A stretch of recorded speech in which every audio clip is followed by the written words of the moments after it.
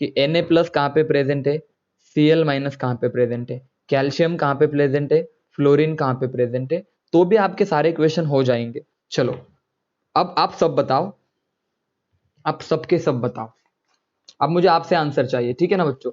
ZnH जो होता है ना, जिंक सल्फाइड ZnH जो होता है ना, दो तरीका होता है, दो तरीके से होता है ये। कितने तरीके से होता है बच्चों, दो तरीके से। अब फॉर्म आपने बहुत बार देखो, आगे पढ़ोगे, या तो होता है ये जिंक ब्लेंड, इसको ZnH को बोला जाता है जिंक ब्लेंड। क्या बोला जाता है, जिंक ब्लेंड, या तो इसको जिंक ब्लेंड बोला जाता है, और कई जगह पे इसी फॉर्मूले को बोला जाता है ओरजाइट। मतलब मजे की चीज देखो, ओरजाइट, ओरजाइट, ठीक है ना, ओरजाइट, ध्यान देना। आपने सोचा है कभी एक नाम का, नाम तो एक है लेकिन काम दो है। सर इसको जिंक ब्लेंड कब बुलाए, और सर इसको ओरजाइट कब बुलाए। आपको समझ में आ रहा है मैं क्या कहना चाहता हूं। किसी एक बंदे को मैं दो नाम से बुला रहा हूं, तो क्वेश्चन है सर उसको ब्लेंड कब बुलाऊं और ओरजाइट कब बुलाऊं। बहुत सिंपल है बच्चों, जिंक पे भी +2 चार्ज होता है, मैं चार्ज भी समझा रहा हूं, और सल्फर पे भी आपको पता है -2 चार्ज होता है इस केस में। ये बात क्लियर है। तो रेशो क्या आएगा बताओ दोनों का, 1:1 आएगा चार्ज का रेशो। तो रेशो तो हमें क्लियर है सर, कोई बात नहीं, कोई दिक्कत नहीं सर रेशो में। मैं वापस से बता देता हूं, इसके भी ऊपर +2 चार्ज, इसके ऊपर -2 चार्ज, रेशो आपका आएगा 1:1। ये बात सबको आई होप अभी क्लियर है, चार्ज रेशो की बात क्लियर है। बच्चों अगर मैं जिंक ब्लेंड की बात करूं, तो यहां पे जो जिंक होता है ना, सल्फर जो होता है ना, सल्फर, वो आपका CCP बनाता है। बहुत अच्छी बात है सर। जो जिंक होता है ना, वो आपका प्रेजेंट होता है half of the tetrahedral wide. समझदार हो आप, समझ में आ रहा है सबको। ये होगा पहला डिब्बा, इसको याद मत करो, हो रहा होगा तो ठीक है, नहीं हो रहा होगा तो प्रैक्टिस कर लो, हो जाएगा यार, ठीक है ना। वैसे जरूरत है याद करने की, क्योंकि इन दोनों से हम पूरी कहानी खोल के रख देंगे। सर उर्जाइट में सल्फर आपका HCP बना रहा है सर, हेक्सागोनल क्लोज पैकिंग बना रहा है, और जिंक आपका प्रेजेंट है बच्चों same half of the tetrahedral wide. अब सब के सब मुझे बताओ बच्चों, क्या सभी को उर्जाइट और ब्लेंड का डिफरेंस समझ में आया। पहले ये बताओ, उर्जाइट और जिंक ZnS को मैं ब्लेंड कब बोलूंगा, और ZnS को मैं जिंक उर्जाइट कब बोलूंगा, जब हमारा सल्फर CCP बनाता है। देखो एक ही चीज पे फोकस करो ना, आप पूरा क्यों देखते हो। देखो मैं क्या देखता हूं, जब सल्फर CCP बनाए तो ब्लेंड हो जाएगा, सल्फर जब HCP बनाए तो उर्जाइट हो जाएगा। बाकी जिंक तो half of the tetrahedral wide में प्रेजेंट है। समझ में आ रहा है सबको बच्चों, जिंक तो half of the tetrahedral wide में प्रेजेंट है। देखो half of the tetrahedral wide, half of the tetrahedral wide. Important काम तो ये है कि ब्लेंड और उर्जाइट में मेन डिफरेंस क्या है। तो एक तरफ सल्फर CCP बनाता है, दूसरे में HCP बनाए। तो अब मुझे बताओ, अब आएगा मजा बच्चों। अब बताओ, अगर CCP बनाता है, अगर HCP बनाता है, तो बोलो CCP में सल्फर कितने आएंगे, मैसेज करो सबके सब। CCP में सल्फर कितने आएंगे, 4 सल्फर। अगर 4 सल्फर तो टेट्राहाइड्रल वाइड कितने आएंगे, 8 टेट्राहाइड्रल वाइड। और 8 में से बच्चों सुनना, 8 में से आधे में जिंक प्रेजेंट है। 8 के आधे कितने, तो 4 टेट्राहाइड्रल वाइड के अंदर कौन प्रेजेंट है बताओ, 4 जिंक प्रेजेंट है। क्या ये वाली बात क्लियर है। तो जिंक भी 4, सल्फर भी 4, ये वाली बात सबको क्लियर है। अब बहुत ज्यादा क्लियर होगा बहुत बच्चों को। बताओ ये वाली बात सबको क्लियर है, मैसेज करो हाँ या ना। बोलो बच्चों यस और, एकदम अच्छे से क्लियर है, ठीक है, सब मैसेज करो। देखो मनीषा बात, मनीषा अच्छे से रिप्लाई देती है, आप सबके सब जल्दी से आंसर दिया करो, ठीक है ना। चलो ठीक है, दूसरी बात, ये बात तो क्लियर है सर, 4 जिंक 4 सल्फर, तो हम लिख सकते हैं ना। अब मैं सीधे लिख दूं क्या, क्या आएगा यहाँ पे। चलो इसको हटा देता हूं, ये तो समझ में आया सर, 4 जिंक 4 सल्फर। तो लिख दूं सर 4, देखो ऐसे लिख दूं मैं, फिर फॉर्मूला यूनिट इसका 4 आएगा, ZnS आ जाएगा, वैसे भी 4 कॉमन आ जाएगा। ये बन गया आपका zinc blende, this is your zinc blende. और जिंक ब्लेंड के लिए फॉर्मूला यूनिट क्या आया हमारी, 4 आई। बहुत अच्छी बात है सर जी। और अब मुझे बताओ, चार्ज रेशियो आपका 1:1 आ रहा है सर जी। तो अगर सल्फर जिंक टेट्राहाइड्रल वाइड में प्रेजेंट है, इसका कोऑर्डिनेशन नंबर 4 होगा, तो सल्फर का कोऑर्डिनेशन नंबर भी क्या होगा, 4 होगा। ये बात सबको समझ में आई? ये बात सबको समझ में आई, हाँ या ना? अब बताओ, अगर हाँ, अगर जिंक टेट्राहाइड्रल वाइड में प्रेजेंट है तो जिंक का कोऑर्डिनेशन नंबर 4 होगा, तो सल्फर का भी क्या होगा बताओ बच्चों, 4 होगा। बहुत बढ़िया बात है। यानी कि मैं लिख सकता हूं, जिंक ब्लेंड के लिए कोऑर्डिनेशन नंबर आ जाएगा 4:4। ये कोऑर्डिनेशन नंबर खत्म, ये फॉर्मूला खत्म, ये फॉर्मूला यूनिट खत्म, और ये किसमें क्या है वो भी खत्म, यानी कि जिंक ब्लेंड खत्म। दूसरी बात बच्चों, सल्फर आपका HCP बनाता है, तो बोलो कितने सल्फर हो गए, बताओ कितने सल्फर हो गए? 6 सल्फर हो गए, क्योंकि सर हेक्सागोनल क्लोज पैकिंग में नंबर ऑफ एटम 6 हो गए, तो अगर नंबर ऑफ एटम है तो 6 सल्फर हो गए। तो 6 सल्फर तो 12 टेट्राहाइड्रल वाइड, अगर 12 टेट्राहाइड्रल वाइड तो 12 के आधे कितने, 6 में प्रेजेंट है जिंक, तो लिख दूं, हाँ 12 के आधे 6, तो 6 टेट्राहाइड्रल वाइड में जिंक प्रेजेंट है। जिंक भी कितना हुआ आपके पास, तो आप बोलोगे सर जी, जिंक आपका 6 आ जाएगा और सल्फर भी आपका 6 आ जाएगा सर जी, तो होगा है ना काम खत्म।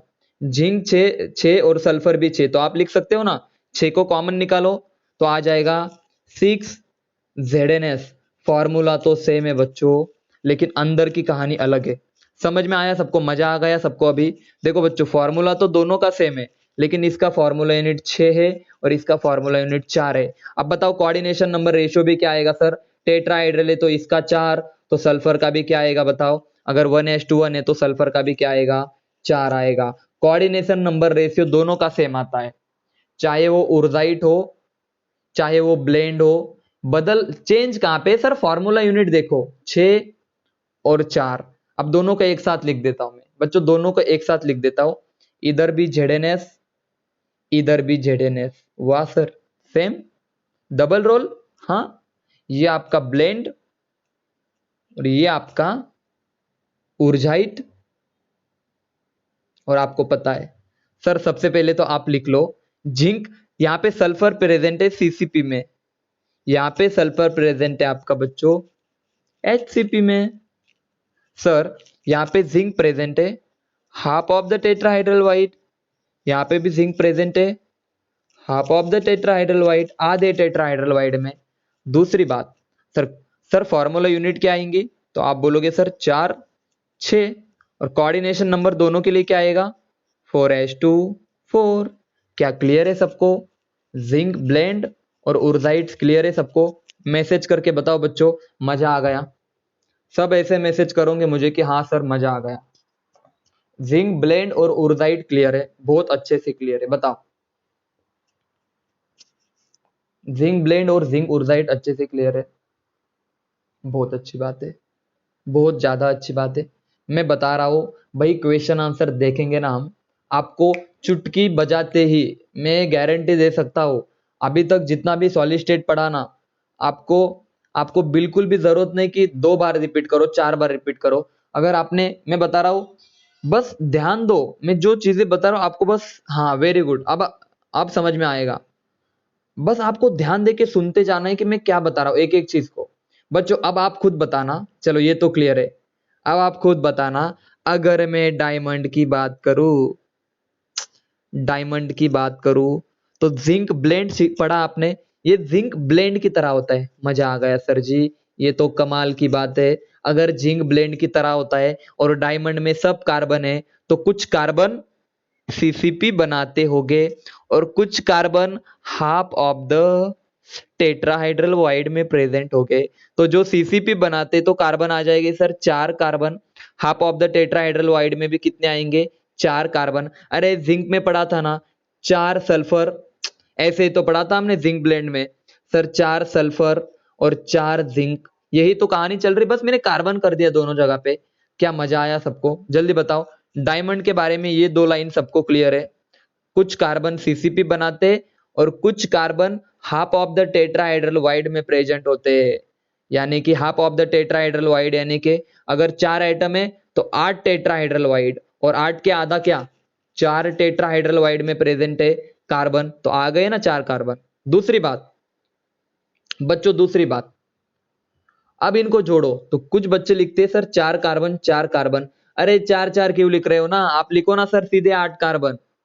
क्या समझे?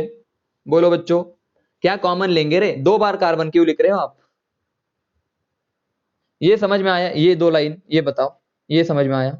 बताओ, बोलो मनीषा। ये दो, हाँ ये 2 लाइन समझ में आई ना कि अगर कुछ कार्बन सीसीपी बनाते तो 4 हो गए, और कुछ carbon half of the tetrahedral wide में प्रेजेंट है तो वो भी तो 4 हो गए सर।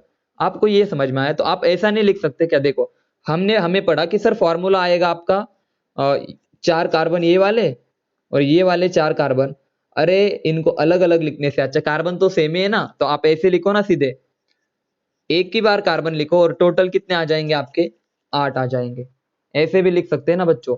अरे आपको पता है ना डायमंड कार्बन से बना होता है, तो एक बार कार्बन लिखो, 2 बार क्यों लिख रहे हो? एक ही बार लिखो और टोटल फॉर्मूला यूनिट कितना आ जाएगा आपका?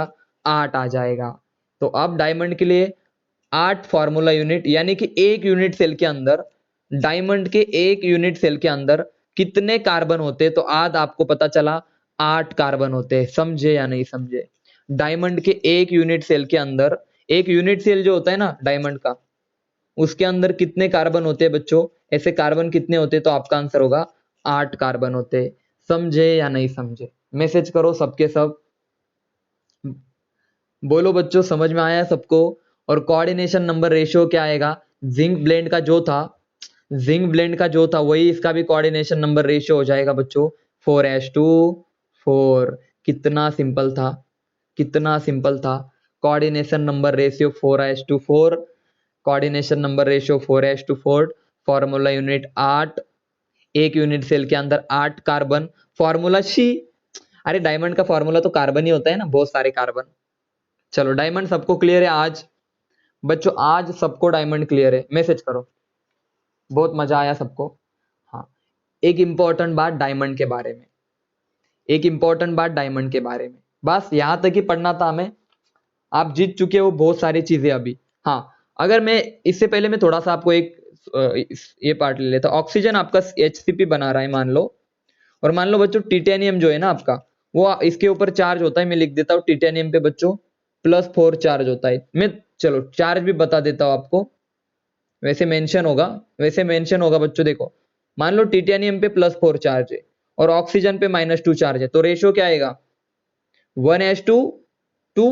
यस और नो बताओ सब, ये वाली बात क्लियर है? अगर टिटेनियम पे +4 चार्ज है, आपको होमवर्क दे देता हूं अभी मैं, अभी होमवर्क दे देता हूं, कर लोगे होमवर्क? ये वाला होमवर्क कर लोगे सबके सब? देखो ऑक्सीजन -2 चार्ज है, जो कि आपका हेक्सागोनल क्लोज पैकिंग बनाता है, यानी कि 6 ऑक्सीजन हो गए। आप सभी को आगे की कहानी पता है।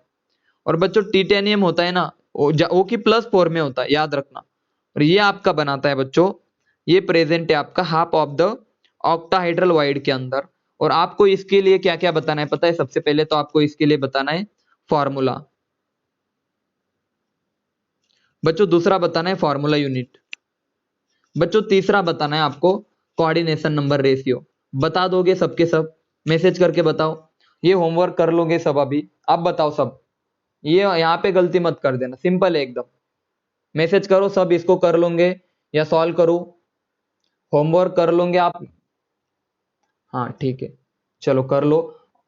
6 ऑक्सीजन है तो 6 ऑक्टाहेड्रल वाइड है, उसमें से आधे में टिटेनियम प्रेजेंट, यानी कि 3 टिटेनियम है, 3 टिटेनियम है, 6 ऑक्सीजन है, 3 बाहर आ जाएगा, 3 फॉर्मूला यूनिट TiO2, वो आप कर लो अभी, ठीक है ना? आगे बढ़ो। चलो ये तो बहुत सिंपल बातें थी सर। अब दुनिया का कोई भी चीज आ जाए, हमें सिर्फ 2 चीजें पता चल गई ना सर, तो पूरी कहानी खोल के रख देंगे। मैं आपसे कुछ इंपॉर्टेंट बात करता हूं, मैं आपसे कुछ इंपॉर्टेंट बातें करता हूं। सबसे पहली बात तो डायमंड के लिए मैं कुछ इंपॉर्टेंट बात करता हूं। डायमंड के लिए मैं कुछ इंपॉर्टेंट बात करने वाला हूं। डायमंड के लिए बच्चों खतरनाक बात, डायमंड के लिए सबसे पहली बात तो ये कि आपने पढ़ा कि डायमंड में कुछ कार्बन सीसीपी बनाते हैं, कुछ कार्बन आपका half of the tetrahedral wide में प्रेजेंट होते हैं। तो एक यूनिट सेल के अंदर कितने कार्बन आ गए? 8 कार्बन आ गए। उसके बाद कोऑर्डिनेशन नंबर रेशियो 4:4, ये वाली चीज आपने पढ़ी पार्ट फर्स्ट में। पार्ट 2 में आपको याद रखना है बच्चों। अगर कभी क्वेश्चन आ जाता है डायमंड के अंदर ए और आर का रिलेशन, जैसे कि हमने ए और आर का रिलेशन बहुत जगह पे पढ़ा है, ए इज इक्वल टू 2r पढ़ा था ना, a√3 is equal to a√3 is equal to 4r, a√2 is equal to 4r। याद आया कुछ? ये वाली चीज हम ऑलरेडी पढ़ चुके हैं सारी की सारी चीजें। लेकिन डायमंड के लिए आपको याद रखना है, मैं लिख देता हूं, आपको याद ही रखना है इन चीजों को। कभी कभी डायरेक्टली क्वेश्चन आ जाते हैं, मैं बता दूं यहाँ पे a√3/4 is equal to 2r, ये वाला फॉर्मूला आपको मैं यहाँ पे लिख दूंगा, याद रखना है। आपके बहुत सारे क्वेश्चन यहाँ से सॉल्व हो जाएंगे। तीसरी बात आपको क्या याद रखनी है डायमंड के लिए, इसकी पैकिंग। इसके लिए z कितना होता है बोलो? अभी तो पढ़ा z 8 होता है भाई, यस और नो बच्चों? ये देखो z इज इक्वल टू 8 दिख रहा है सबको, 8 कार्बन होते हैं एक यूनिट सेल के अंदर, तो number of atom z is equal to 8। अब क्लियर है सबको? z 8 कैसे लिखा बच्चों, सबको क्लियर है? मैसेज करो। डायमंड के लिए z होता है आपका 8। ये देखो कनेक्टिविटी तो देखो आप, मजा आ जाएगा आपको। हाँ, z 8 कार्बन है तो 8 ही तो z होगा। हाँ, और 34%, 34% पैकिंग इफिशियंसी, ये वाली चीज बतानी थी मुझे। पैकिंग इफिशियंसी 34%, यहां से बहुत बार आपके एग्जाम में क्वेश्चन आते हैं। इतनी चीजें याद रख लो, डायमंड के सारे क्वेश्चन हो जाएंगे। इतनी चीजें कैसे आई, क्यों आई, कोई नहीं पूछेगा। डायमंड के लिए मैं ज्यादा डिटेल में भी नहीं पढ़ा रहा, ये आपको ही समझ में आया। a√3/4 is equal to 2r, 34% packing efficiency. अब मुझे बताओ simple cubic, body centre cubic, FCC और डायमंड पैकिंग इफिशियंसी बताओ। 52.4%, 68%, 74%, 34%। हो गया क्वेश्चन सॉल्व। अब मुझे बताओ सबसे, अब सुनना, सबसे ज्यादा देखो, अब आपको क्वेश्चन ये नहीं आता, ये बात तो सबको समझ में आ जाती है बच्चों, क्या कि इनमें से पैकिंग एफिशिएंसी किसकी कम किसकी ज्यादा। लेकिन यार क्वेश्चन कुछ इस तरह से आता है, देखो आप ये बोल सकते हो सर जिसकी पैकिंग एफिशिएंसी ज्यादा है उसके अंदर मास भी ज्यादा होगा, ज्यादा से ज्यादा आइटम होंगे, ठीक है ना। और अगर मास ज्यादा है तो अगर पैकिंग एफिशिएंसी ज्यादा है तो वाइड क्या होगा बताओ? खाली जगह का क्या होगी बोलो? कम होगी। ये बात आप सब क्लियर करते हो। अगर पैकिंग एफिशिएंसी उसकी ज्यादा है तो वाइड कम होगी, और अगर वाइड कम होगी तो वॉल्यूम भी कम होगा, वॉल्यूम भी कम होगा। सब बताओ ये दो लाइन सबको समझ में आई? हाँ या ना? अरे वाइड मतलब, हाँ वाइड मतलब स्पेस कम है तो वॉल्यूम कम है, और एफिशिएंसी अगर ज्यादा है तो मास ज्यादा है। तो अब मुझे बताओ जब डेंसिटी की मैं बात करता हूं तो density is equal to mass upon volume. तो अगर डेंसिटी ज्यादा है तो मास भी ज्यादा है। सिंपल सिंपल, उल्टा उल्टा देखो, मास ज्यादा तो डेंसिटी ज्यादा, और डेंसिटी ज्यादा मास ज्यादा तो पैकिंग एफिशिएंसी ज्यादा। हाँ या ना? बोलो जल्दी मैसेज करके। क्लियर है रिलेशन? देखो डेंसिटी ज्यादा तो मास ज्यादा वॉल्यूम कम, डेंसिटी ज्यादा मास ज्यादा वॉल्यूम, मास कब ज्यादा होगा? नीचे वाली वैल्यू कम होगी तो वॉल्यूम कम मास ज्यादा, और अगर मास ज्यादा तो पैकिंग एफिशिएंसी ज्यादा। तो अगर मैं आपसे क्वेश्चन पूछूं, अगर मैं आपको डेंसिटी का क्वेश्चन पूछूं, डेंसिटी किसकी कम किसकी ज्यादा? Simple cubic, body centre cubic, FCC, diamond. तो आप बोलोगे सर जी आप डायमंड को आगे लिख लो ना, ठीक है डायमंड आगे आ जाएगा।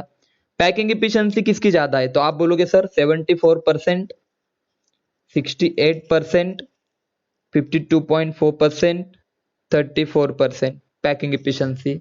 हाँ, तो इसकी पैकिंग एफिशिएंसी ज्यादा है सर जी, तो इसमें मास भी क्या होगा? ज्यादा, और डेंसिटी भी क्या होगी? ज्यादा होगी। सबसे कम डेंसिटी होती है डायमंड की। क्या बच्चों क्लियर है सबको? इसीलिए तो इतना क्लियर दिखाई देता है, इसीलिए तो चमकता है इतना। समझे या नहीं समझे बताओ जल्दी बोलो। डेंसिटी समझ में आई? ऑर्डर, डेंसिटी का ऑर्डर। और अगर आपसे पूछे वाइड किस में ज्यादा होगी तो उल्टा, कम डेंसिटी किसकी होगी? वाइड किसकी कम है? सबसे ज्यादा वाइड इसके पास, वाइड ज्यादा है ना, कितनी है?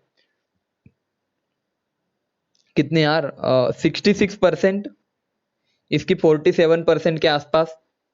32% और 27% वाइड। ठीक है ना, वाइड आप याद रख लेना। चलो यहां तक की बातें अगर आपसे समझ में आई तो देखो, अब मैं आपको एक बात बता दूं,